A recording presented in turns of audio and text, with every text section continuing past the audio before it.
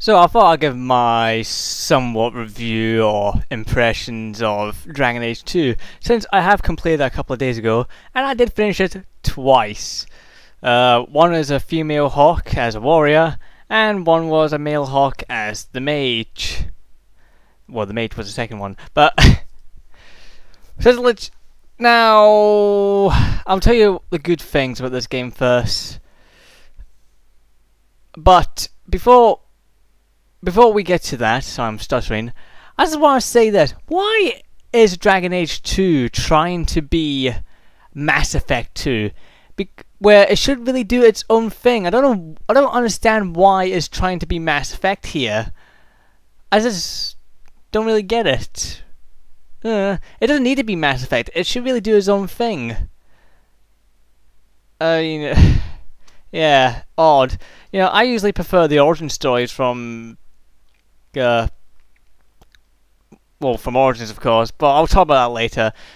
Let me tell you about the good things I liked about this game, or at least I thought were improvements, at least, and I liked them a lot. First, let me just tell you about the combat. The combat is not bad. Come on.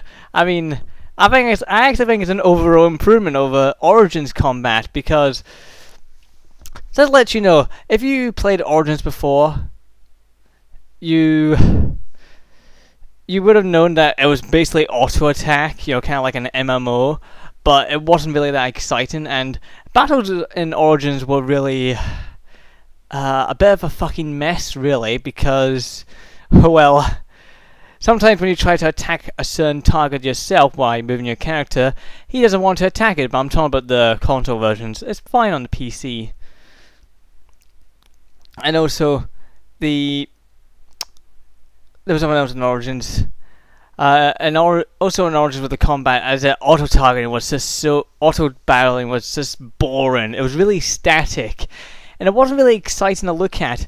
Knights of the Republic did the exact same thing, but it wasn't really that static, and it was a lot more exciting to look at. And actually, I felt more engaged in Knights of the Republic than what I did in Origins. But in Dragon Age 2, this plays more like an action RPG. You actually press buttons. Well, you press A button, but I know what some people are thinking. You keep pressing X to slash your sword or whatever you're using, or throwing your magic over and over and over again. But you must remember, this is an action RPG, not God of War. Okay. And also, I don't really see why people are bitching about this, because you can pull off moves. All you gotta do is just press another button and wait for it to cool down till you can use it again, or you run out of stamina or magicka, whatever you want to call it, whichever one you're using anyway. I just find that I just don't know, it was sort of jarring at first when it sort of appeared, but when I look at it a different way, or at least just curve my expectations of it, it just feels much better. As I feel more engaged.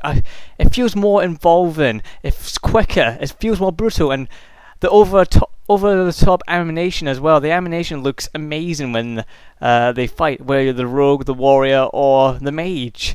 And I just think it has a lot more style to it, and it looks has more depth to it as well. At least it looks like it has more depth, animation wise and such, and it just wasn't really static or boring. It was really exciting.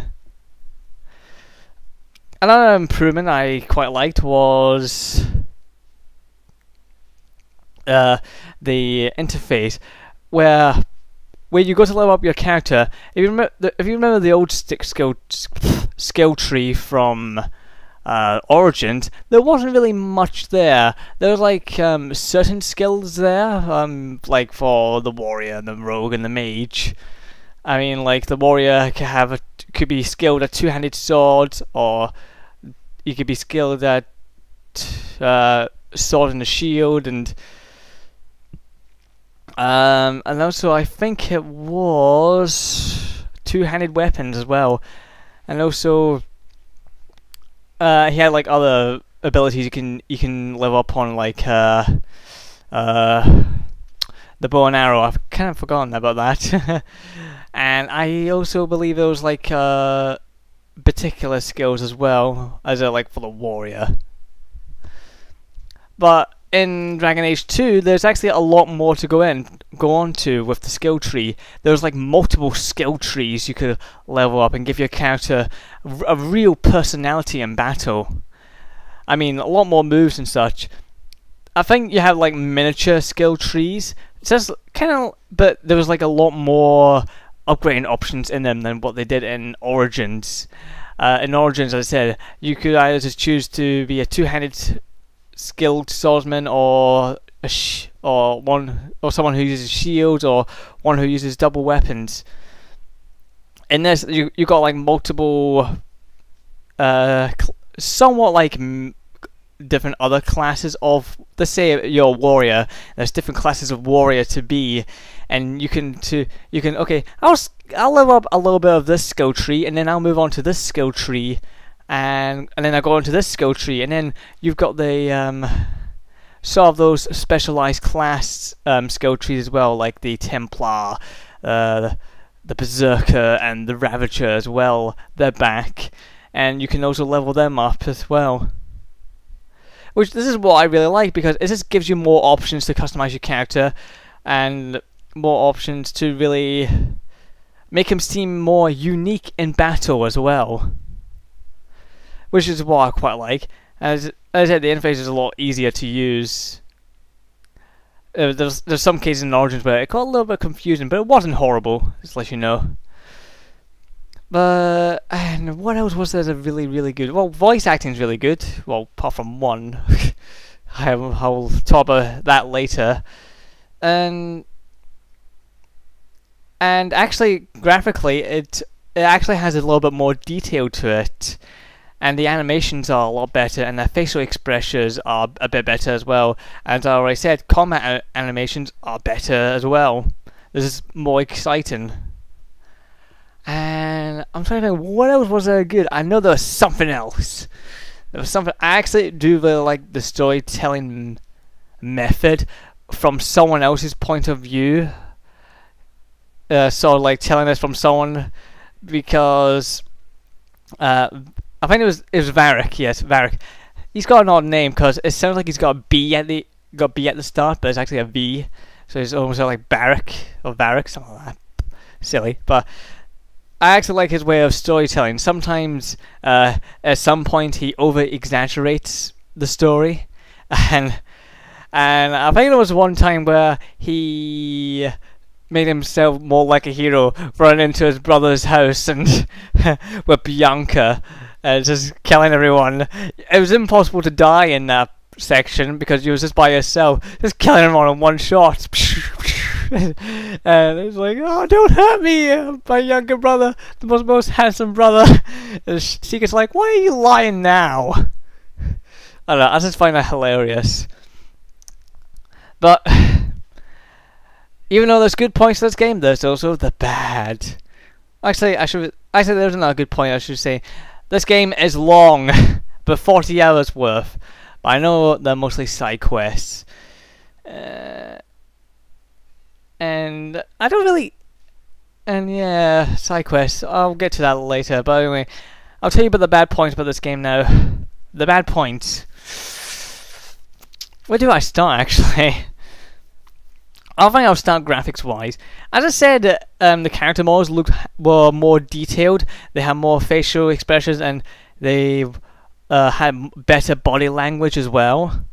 But I think the problem was sort of like the level design, and see, when you're in the city, the graphics looked really, really fucking basic.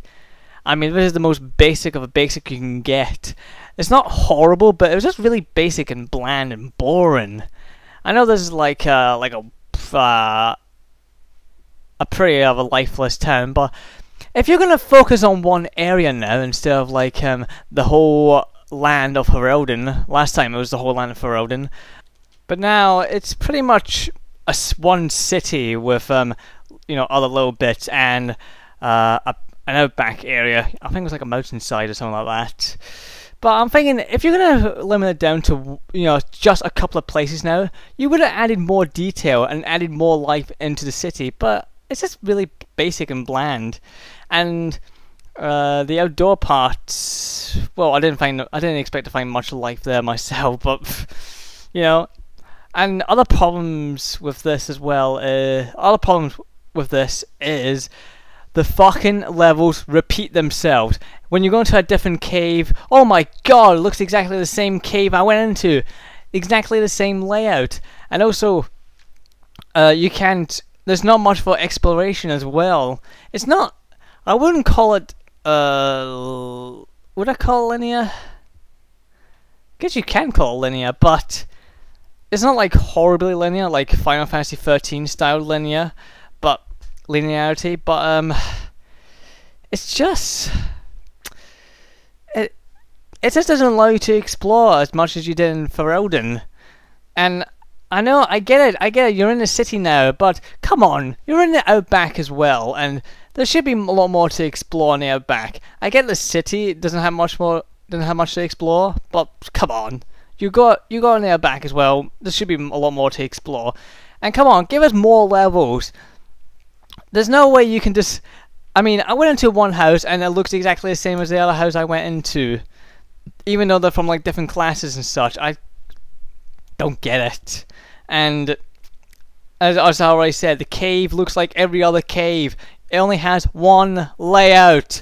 When you go into a different cave, it's the same fucking layout. Can't believe that. I mean, come on. You added a lot more stuff on Dragon Age Origins. I mean, there was a lot more level of variety in that.